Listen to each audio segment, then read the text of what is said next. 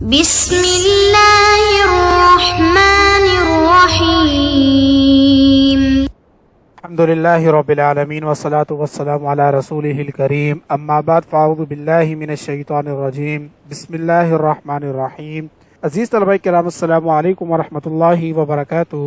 آج ہم اپنے کورس عالم اسلام کے وسائل و مسائل کا سبق نمبر 92 پڑھیں گے۔ آج کا ہمارا سبق سلطنت عمان کے حصہ سوم پر مشتمل ہوگا۔ سبق کی جانب جانے سے پہلے پچھلے سبق کا خلاصہ جان لیتے ہیں۔ ہمارا پچھلا سبق سلطنت عمان کے مختصر تاریخ سے متعلق تھا۔ آج کے سبق کی ابحاث جان لیتے ہیں۔ آج کے سبق کے اندر ہم 2 پوائنٹس پر بات کریں گے۔ پہلا پوائنٹ ہمارا سلطنت عمان کے سلسلہ حالات و واقعات سے متعلق ہوگا، اور دوسرے پوائنٹ کے اندر ہم اس ملک کے طرز حکومت کے بارے میں جانیں گے۔ چلتے ہیں آج کے اپنے سبق کے پہلے پوائنٹ کی جانب، جس کے اندر ہم سلسلہ حالات و واقعات کا جائزہ لیں گے۔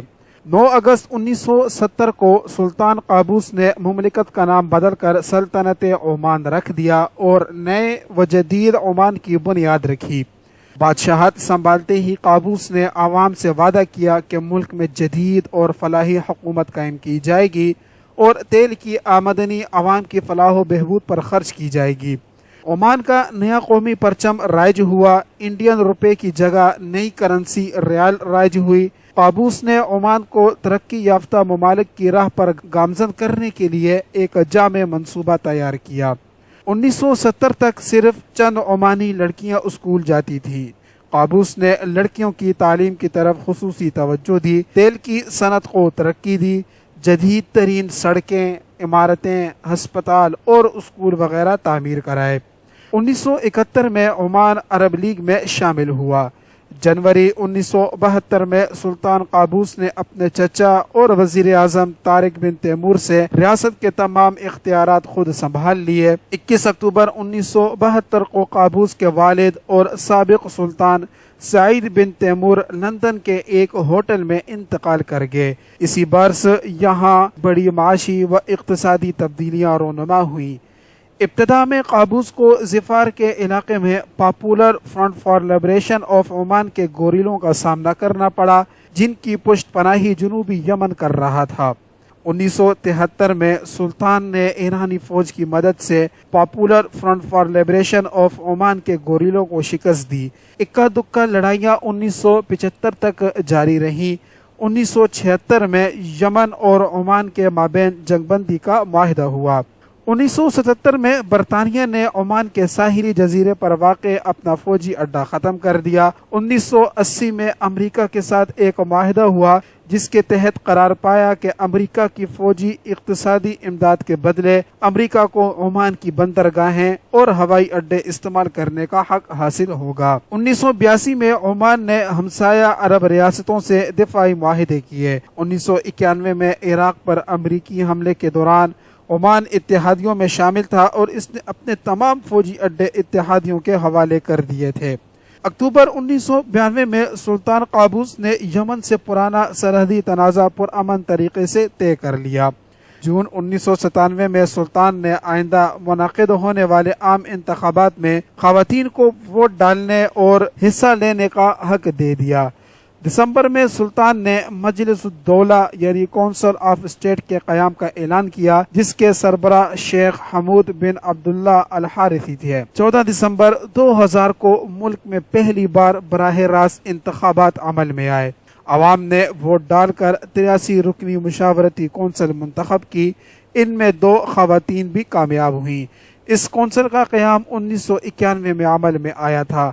اکتوبر میں نئی مجلس الدولہ نامزد کی گئی۔ 3 مارچ 2003 کو سلطنت عمان کی تاریخ میں پہلی بار سلطان نے ایک خاتون کو وزیر کے عہدے پر نامزد کیا۔ شیخہ عائشہ بنت خلفان بن جمیل الشیبانی کو عوامی بہبود اور دستی صنعتوں کا وزیر مقرر کیا گیا۔ عمان نے 1994 میں عورتوں کو ووٹ ڈالنے کا حق دیا تھا۔ خلیج کے 6 ممالک میں عمان پہلا ملک تھا جس نے خاتون وزیر اعظم مقرر کی۔ 3 اکتوبر 2003 کو عمان کی مشاورتی کونسل کے پہلے اور آزادانہ انتخابات منعقد ہوئے۔ اس میں 2 خواتین نے کامیابی حاصل کی۔ 20 अक्टूबर को सुल्तान ने पार्लिमानी स्पीकर शेख अब्दुल्ला बिन अली को मजलिस शूरा का 5वीं दफ़ा अमीर मुकर्रर किया। मजलिस शूरा हुकूमत को इक़्तिसादी और समाजी मामलात पर मशवरे देती है। 8 मार्च 2004 को सुल्तान काबूस ने राविया बिनत सऊद अल बोसीदी को वज़ीर तालीम मुकर्रर किया। ये दूसरी खातून वज़ीर थीं। 2 मई 2005 को ओमान की रियासती सलामती कौंसिल ने 31 इस्लाम पसंदों को हुकूमत का तख्ता उलटने के इल्ज़ाम में 20 साल कैद की सज़ा का हुक्म सुनाया। 25 मई 2010 को 37 साला खालिद बिन सुलेमान अस-सयाबी दुनिया की बुलंद तरीन चोटी माउंट एवरेस्ट सर करने वाला पहला ओमानी बाशिंदा बन गया। 23 जुलाई 2010 को सुल्तान काबूस ने अपने इक़्तिदार और तख्त नशीनी की 40 साला तक़रीबात मनाई। सुल्तान काबूस का शुमार उस वक़्त तवील तरीन हुक्मरानी करने वाले 3 हुक्मरानों में होता था। अजीज तलबे कराम, हमारे सबक का ये पहला पॉइंट जिसके अंदर हमने सिलसिले हालात व वाक़यात का जायजा लिया। चलते हैं आज के सबक के दूसरे पॉइंट की जानिब जिसके अंदर हम सल्तनत ओमान के निज़ाम हुकूमत पर बात करेंगे। सल्तनत ओमान दुनिया का एक ऐसा मुल्क है जिसका बाकायदा कोई आइन मौजूद नहीं, लेकिन 6 नवंबर 1996 को शाही फरमान के तहत रियासत के निज़ाम के लिए एक बुनियादी ढांचा वज़ा किया गया जो कि ओमान का पहला तहरीरी आइन था। इसके तहत सल्तनत ओमान एक आज़ाद और खुद मुख्तार बादशाहत है जहाँ मोरूसी बादशाहत का निज़ाम कायम है और यहाँ यानी सल्तनत ओमान में सिर्फ मर्द ही हुक्मरानी कर सकता है। सुल्तान रियासत का सरबराह मुमलिकत, हुकूमत का सरबराह यानी वज़ीर आज़म, चीफ एग्जीक्यूटिव और मुसल्लह अफवाज का सुप्रीम कमांडर इन चीफ है। काबीना के 25 अरकान का तकर्रुर सुल्तान करता है जिसके बेशतर अरकान का ताल्लुक सुल्तान के ख़ानदान से है। मुल्क में कोई पार्लियामेंट नहीं है और ना ही कोई सियासी जमात कायम करने की इजाज़त है। शरीयत का मंबा क़वानीन इस्लाम है। 83 रुकनी मुशावरती कौंसिल को अवाम नामजद करते हैं।